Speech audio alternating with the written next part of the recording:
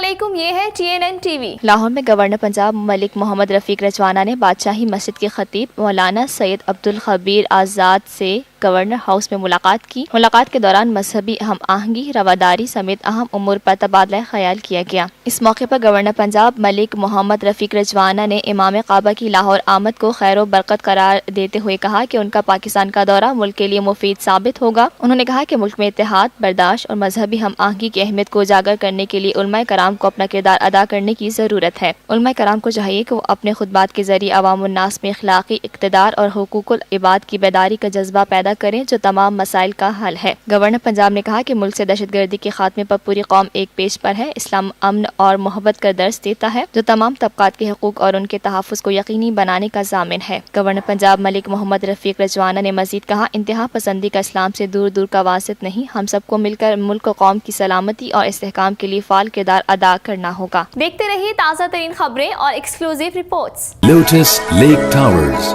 a groundbreaking endeavor by Lotus Properties.